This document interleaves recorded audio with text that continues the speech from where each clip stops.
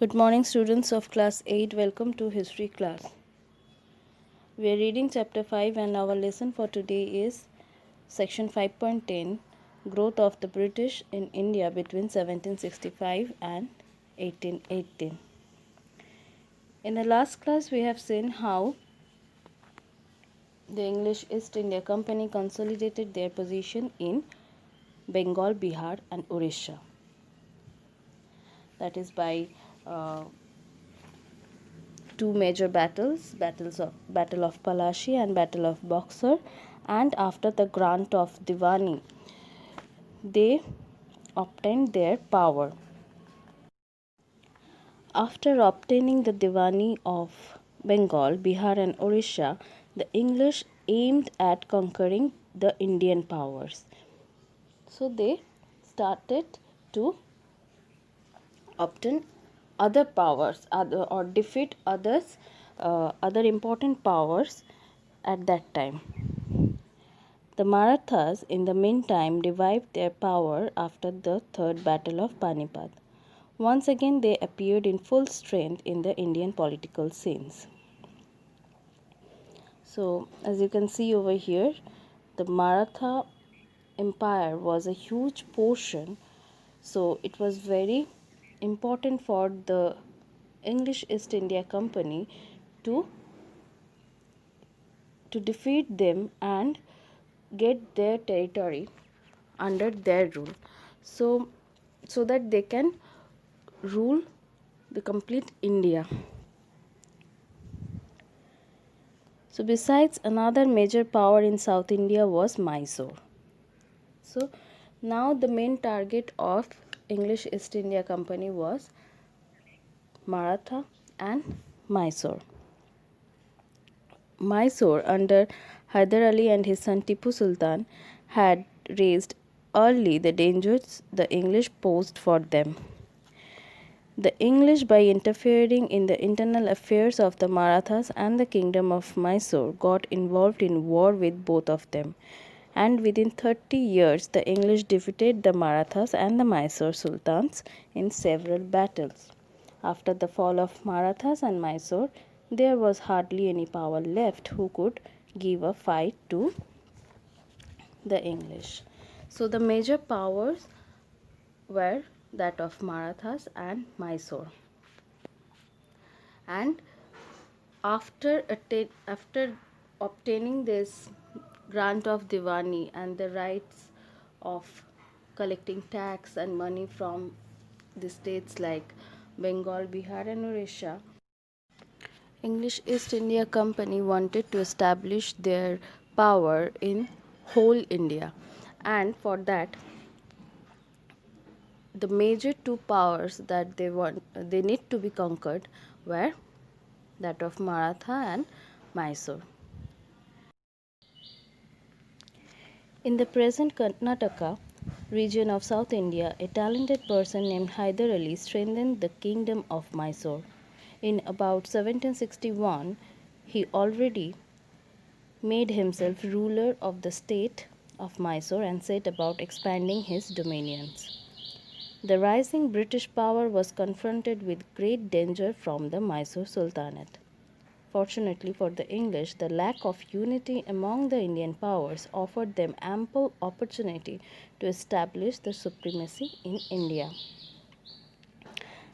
As the regional rulers were not united, they were not friends to each other, naturally, for their narrow selfishness and for their benefit, they supported English to fight against their neighboring ruler.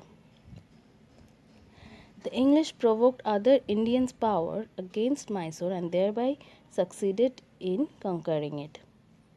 The English waged as many as 4 wars against Mysore.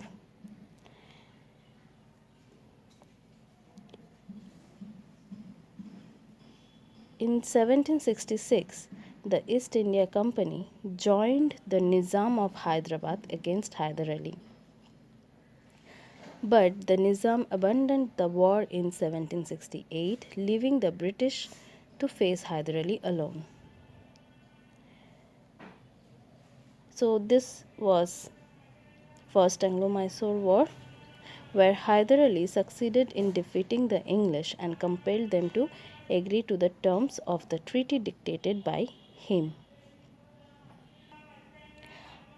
After the death of Hyder, his son Tipu Sultan fought against English in the Second Anglo Mysore War. In this war also Tipu Sultan won victory over the English. This war took place in 1780.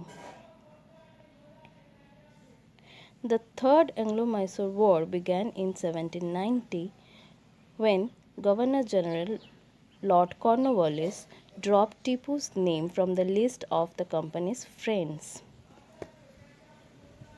After two campaigns, Tipu was checked at Seringapatnam, which is now at Karnataka, and forced to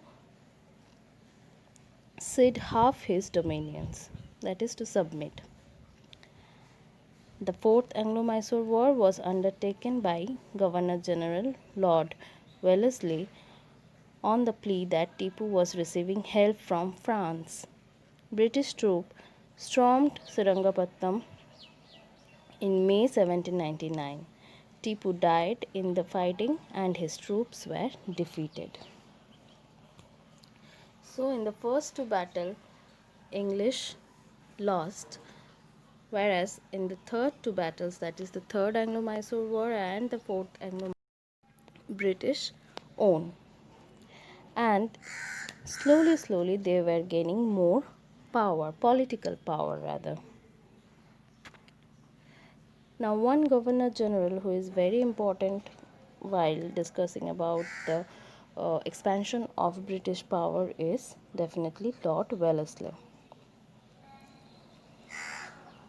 Lord Wellesley, in order to expand the British power in India, followed a highly imperialist policy. He initiated his famous subsidiary alliance. Now what is that? According to this policy, the native power which would choose to enter into subsidiary alliance with the English should not have relation with any other power. That is, first of all, they have to accept the British as the supreme power. Secondly, they should surrender their foreign relations to the East India Company and agreed that they would not enter into any alliance with any other power and would not wage wars. And thirdly, they accepted a British resident at their headquarters and agreed not to employ any European in their service without consulting the company. So, what are the basic points?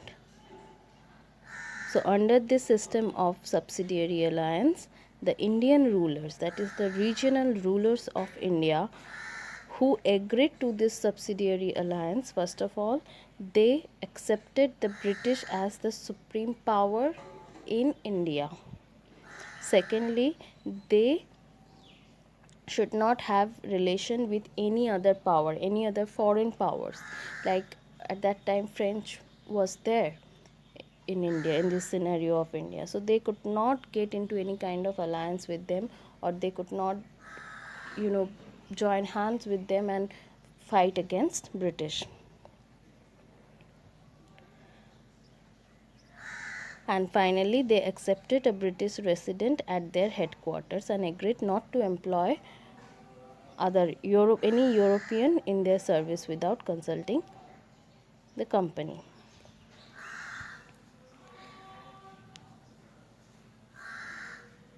So they also were supposed to give a payment, money to British, but if they failed to make the payment, then the part of their territory was taken away as penalty. So many regional rulers agreed to the subsidiary alliance. However, Tipu Sultan refused it, and which led to this Fourth Anglo Mysore War.